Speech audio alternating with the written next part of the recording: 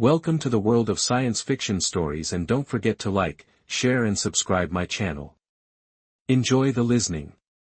When humanity's Armada stood as the last defense for alien worlds. Commander Hannah Park looked over the endless data scrolling across her screen. She sighed and stretched her arms, feeling the tension in her back.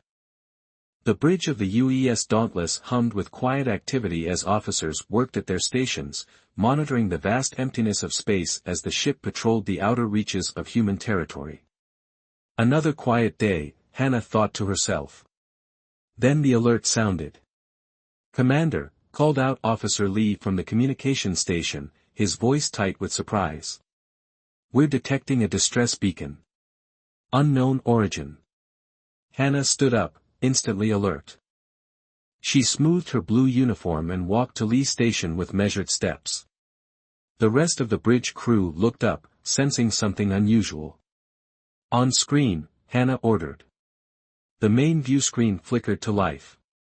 The image was broken and jumpy, but clear enough to see what was happening. A beautiful ship with smooth, curved lines was under attack. It was unlike any vessel Hannah had ever seen. The attackers were darker, angular ships that moved together like insects. They swarmed around the larger vessel, tearing into its hull. Inside the damaged ship, a figure appeared on screen.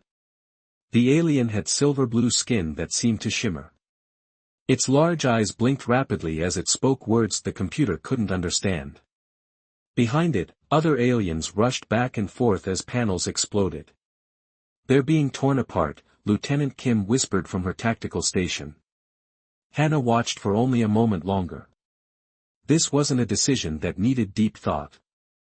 "Battle stations," she commanded. The alarm immediately began to sound throughout the ship. "Plot intercept course. Let's introduce ourselves." The bridge came alive with activity. Officers confirmed weapon status and shield readiness.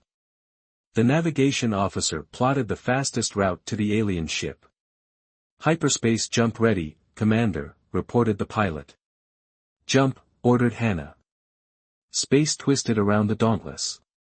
The stars stretched into lines, then snapped back as the ship dropped out of hyperspace. They emerged between the damaged alien vessel and its attackers. The enemy ships turned immediately, abandoning their previous target. Now they moved toward the Dauntless, their formation shifting with unnatural precision. "Shields up, weapons hot," Hannah ordered. "Target the lead vessels and fire when ready."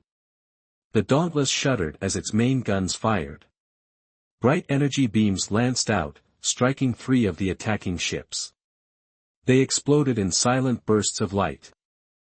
"The alien vessel is hailing us," Lee reported. "Not now," Hannah replied. "Tell them to get to safety while we handle this." For 20 minutes, the battle raged. The Dauntless was a powerful warship, but the enemy vessels were numerous and coordinated. They attacked in waves, testing the shields from different angles. Hannah ordered evasive maneuvers, keeping the ship moving. Finally, the last enemy ship retreated, joining a larger group that hung back at the edge of sensor range. "Damage report," Hannah called out. "Minor damage to decks 3 and 4, replied the engineering officer. "Shield at 62% at lowest point. No casualties." Hannah nodded. "Good work, everyone. Where's the alien ship?" "Still here, Commander. They're requesting permission to send over a representative." Hannah considered this. First contact situations were delicate, but these aliens clearly needed help. "Permission granted. Prepare the conference room. Security team to meet our guest at the docking bay." 3 hours later, Hannah sat across from the alien ambassador in the Dauntless conference room. The ship's xenolinguist, Teo, had been working with the alien's translation device. They could now communicate, though the words were sometimes strange. The ambassador was tall and graceful. Its silver-blue skin had patterns that seemed to shift slightly. It wore a simple robe with symbols that glowed faintly. "We thank you for your intervention," the ambassador said. I am Nihiler, speaker for the Nari Unity. I'm Commander Hannah Park of Earth's United Space Force. We responded to your distress call. You fought with skill, Nihiler observed. We have not seen such tactics in many cycles. Teo, who had been analyzing the data from both ships, spoke up. Commander, I've learned more about the attackers. The Nari call them the Scourge. They're some kind of collective species that moves through space, consuming everything in their path. Nihiler nodded. They have taken 17 star systems in the last cycle. They destroy all in their path. They consume worlds, resources, knowledge. The images Nihiler shared showed entire planets stripped of life and resources. Worlds that once held billions of beings reduced to barren rock. And your people? Hannah asked. Do you have defenses against them? Nihiler's large eyes blinked slowly. We are scholars, traders, explorers. The Nari Unity has not waged war in 10,000 years. We have forgotten the ways of battle. Hannah looked at the tactical display. It showed the Scourge ships regrouping at a distance. They hadn't left. They were waiting. How far has the Scourge spread? Hannah asked. Too far, Nihiler replied. Many species have already fallen. Others flee, as we do. And they'll keep spreading, Hannah said, understanding the implications. Eventually, they would reach human space. She stood up and looked at the tactical display again. The enemy ships were still visible as small dots on the screen.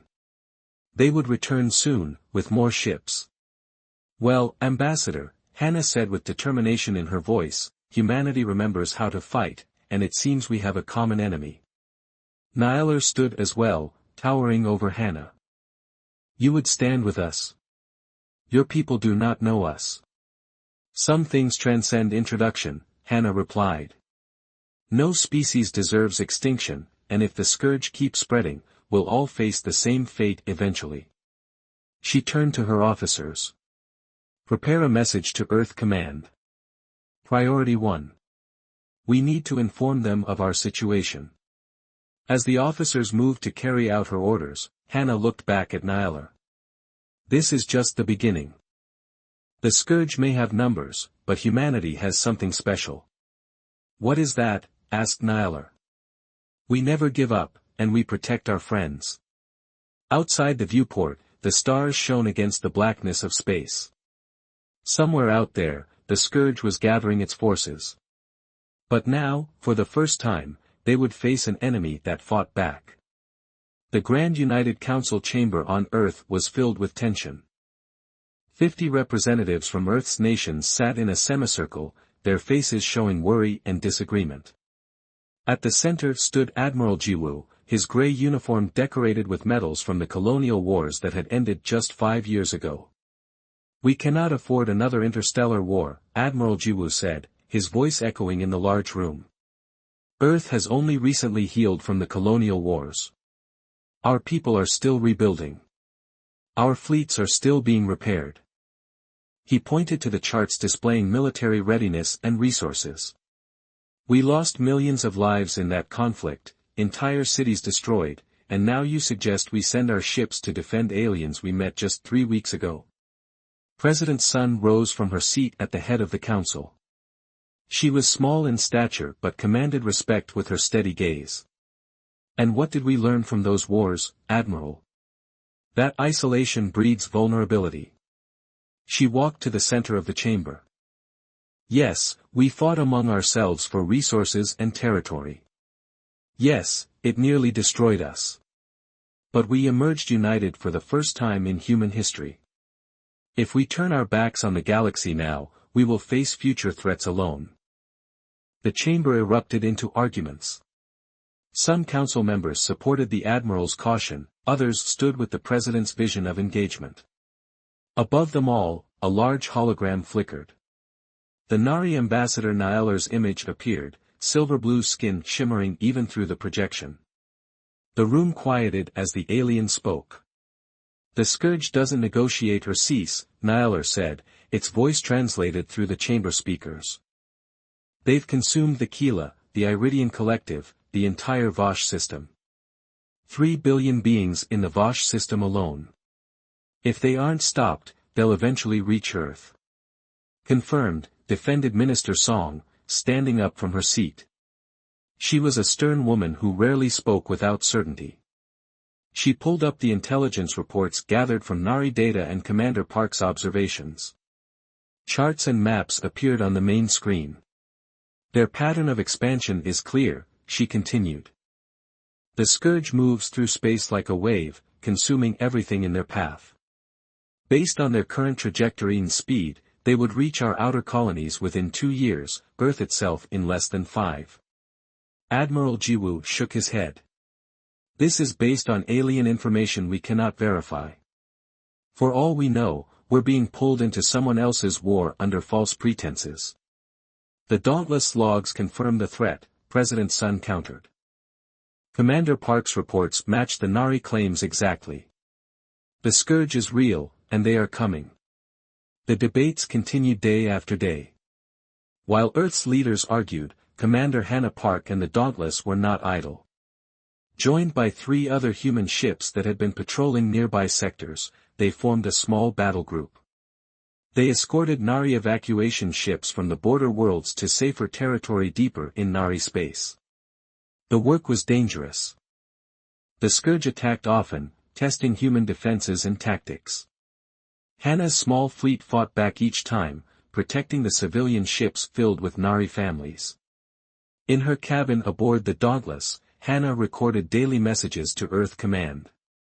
The Scourge adapts quickly, she reported in one such message. Each engagement is harder than the last. They learn our patterns, but we also learn theirs. My crew is holding steady, but we need reinforcements. The refugee situation is desperate. Weeks passed. The human ships suffered damage that they could only partially repair with limited supplies. Crew members were lost in battle, but still they held the line. On Earth, public opinion began to shift as images from the Dauntless spread across news channels. Humans saw the Nari civilians, scholars, artists, and families, fleeing their homes. They watched recordings of the Scourge attacks, witnessing their relentless nature. People gathered in cities across Earth, holding signs that read, "Defend our future," and "Stand with the Nari." In the council chamber, the final vote was called. The representatives entered their decisions one by one. When the results appeared on the main screen, President Sun allowed herself a small smile. The margin was narrow, closer than anyone wanted to admit, but it was enough. The next day, President Sun connected to the Dauntless through a secure channel. Hannah stood at attention in her communication room as the president's image appeared. Commander Park, President Sun said formally, "I wanted to inform you personally. The Alliance Treaty is signed. Your battle group is officially the first wave of Operation Bulwark. 3 more fleets are preparing to deploy across Nari space." Hannah's shoulders relaxed slightly, the only sign of her relief. "Thank you, Madam President. My crew will be glad to hear it. You've done remarkable work out there, Commander," the President continued. "You've shown us what's at stake. But I must warn you, not everyone is convinced this is the right path. The treaty passed by only 7 votes. We'll prove them wrong," Hannah said firmly. "I believe you will. The first reinforcements will reach you in 10 days. Until then, hold your position as best you can." After the call ended, Hannah walked to the bridge of the Dauntless. Through the main viewport, she could see a line of Nari ships moving through space, heading toward the safety of their inner worlds. Each ship carried thousands of refugees, their homes and histories left behind as the Scourge advanced. In the distance, military sensors detected more Scourge vessels gathering. Their numbers grew daily. Lieutenant Kim noticed Hannah's entrance and stood. "Good news, Commander." "The best possible," Hannah replied. "The Alliance Treaty is signed. Reinforcements are coming. A cheer went up from the bridge crew. After weeks of fighting alone, help was finally on the way. Hannah didn't join the celebration. She walked closer to the viewport, watching the refugee ships move slowly past. So many people depending on them. So many worlds already lost. I hope we're not too late, she whispered to herself. Behind her, the tactical display updated with new scourge movements. They were gathering for another attack, the largest one yet. Hannah turned back to her crew. Celebrate later. We still have work to do. She pointed to the tactical display. The scourge is coming, and we need to be ready. The crew returned to their stations, determination on their faces. They had held the line this long, they would keep holding it until help arrived. As the Dauntless powered up its weapon systems once more, Hannah thought about Earth. For the first time in human history, they were fighting not for themselves, but for others. It was a turning point, not just in this war, but in humanity's place in the galaxy. She just hoped they were making the right choice. The command center of Operation Bulwark hummed with activity. Officers moved between stations, updating tactical displays and coordinating with ships spread across 7 star systems. In the center of it all stood Commander Hannah Park, her face illuminated by the glow of the holographic star map. Beside her, Tactical Officer Juno pointed to the moving red dots that represented the Scourge vessels. The Scourge operates as a collective intelligence, Juno explained, his voice low and serious. They coordinate perfectly across vast distances. No communication lag, no confusion between units. Hannah nodded, studying the deployment map. The blue markers showing human forces looked small and scattered compared to the red mass of enemy ships. 5 human battle groups were spread across 7 star systems, stretched thin but each positioned at key points. That's why our unpredictability works, she replied, tracing a finger along one of the defense lines. They can't anticipate what they can't understand. Human unpredictability is our advantage. Juno looked uncertain. But we're outnumbered everywhere. Numbers aren't everything, Hannah said with confidence she partly felt. Update me on the Nari Prime defenses. That's where they'll strike next. Nari Prime was the homeworld of the Nari species. Unlike Earth, it had never known war. Its cities were built for beauty, not defense. Its orbital stations were for research and trade, not battle. Now it faced the greatest threat in its history. 3 days later, Hannah's prediction proved correct. The Scourge arrived at Nari Prime in force, 200 ships against the 50 vessels of the human defense fleet. From the bridge of the Dauntless, Hannah watched the enemy approach. All ships, maintain formation. Remember your training. They may have numbers, but we have something they don't. What's that, Commander? Asked a young officer. Hannah smiled grimly. Creativity. The battle began with the Scourge advancing in perfect geometric patterns. They had never encountered human weapons before, and it showed. When the first gravitational disruptors activated, entire sections of the Scourge fleet were pulled off course, crashing into each other.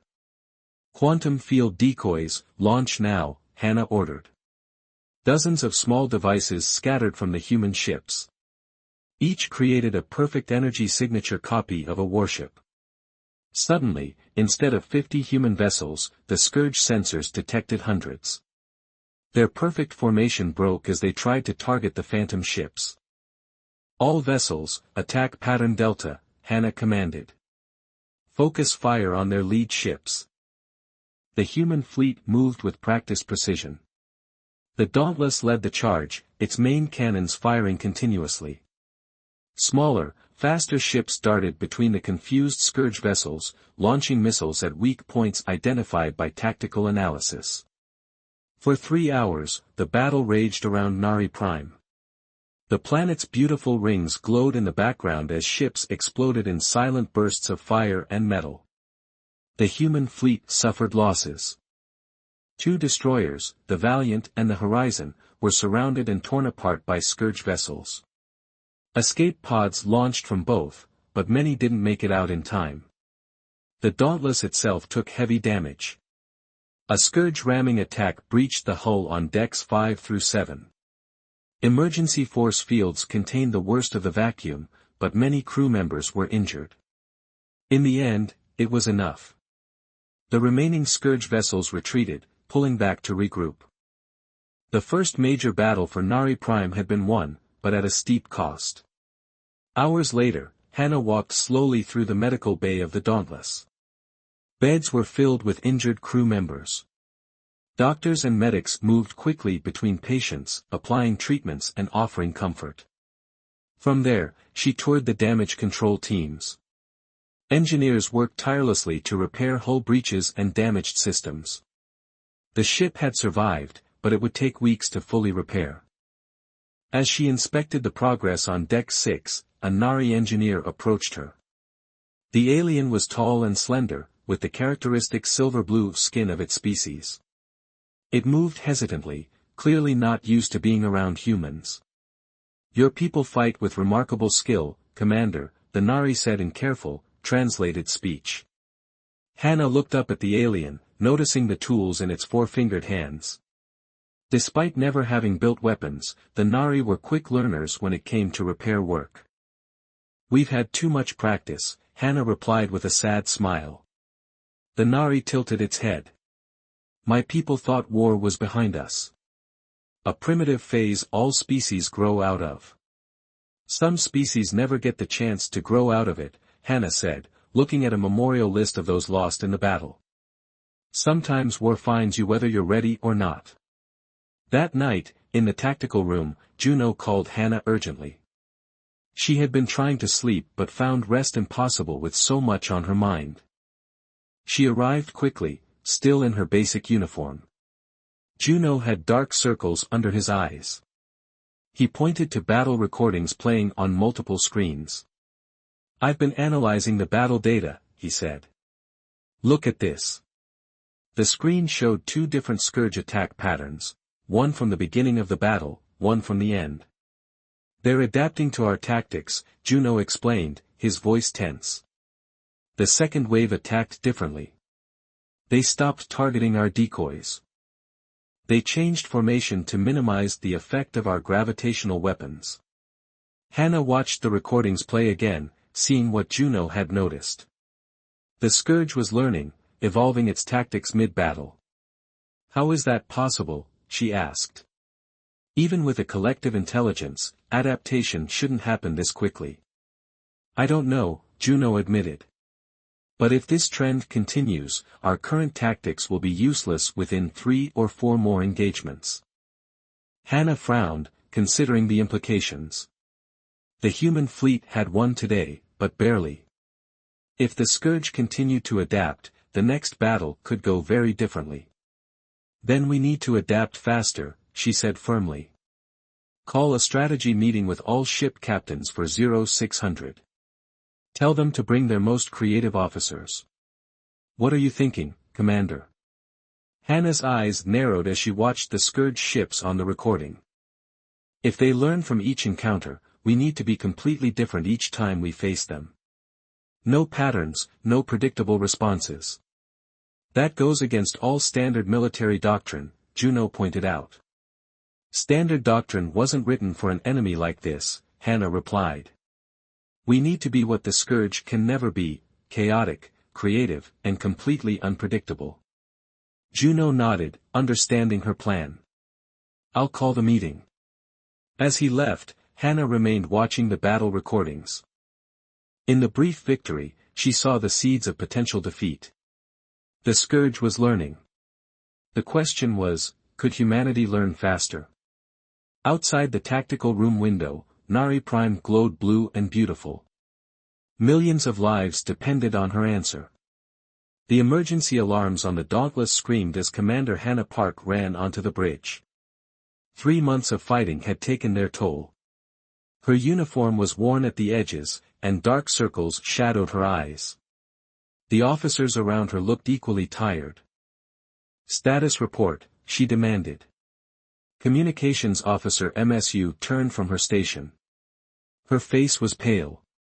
UEA Indomitable is gone, she reported, her voice hollow. 4,000 personnel lost.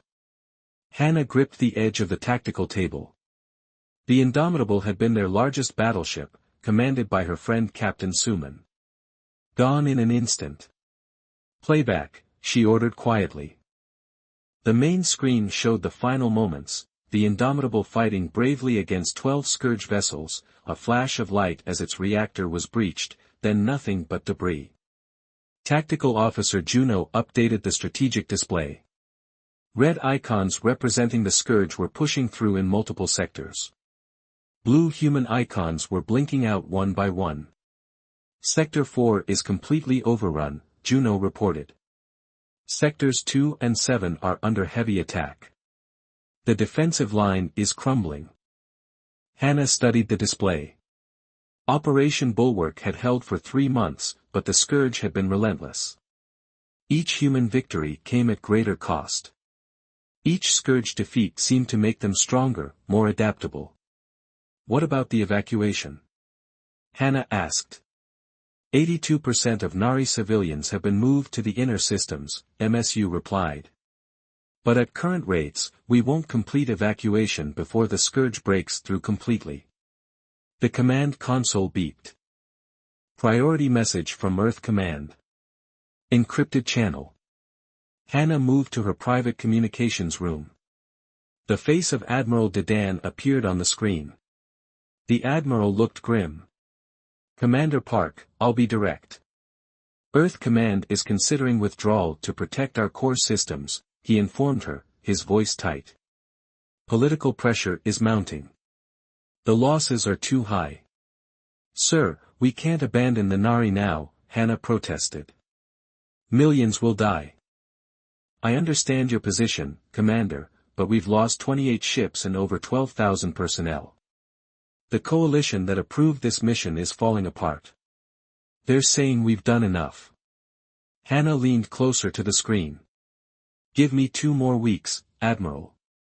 I have a plan. The Admiral hesitated. What kind of plan? One that could end this war, not just delay it. After a long pause, Admiral Dedan nodded. 2 weeks, Commander. That's all I can give you. The communication ended. Hannah sat alone in the darkened room, the weight of responsibility heavy on her shoulders. So many lost already. So many more who would die if they failed. She returned to her quarters and pulled up the data they had recovered 3 days ago. A captured Scourge scout vessel had yielded valuable information before self-destructing. Most of it was still being decoded, but certain patterns were clear.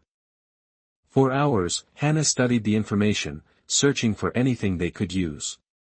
As the ship's lighting dimmed for night cycle, she saw it, a pattern in the Scourge's movements and communications. They weren't just coordinating, they were receiving instructions.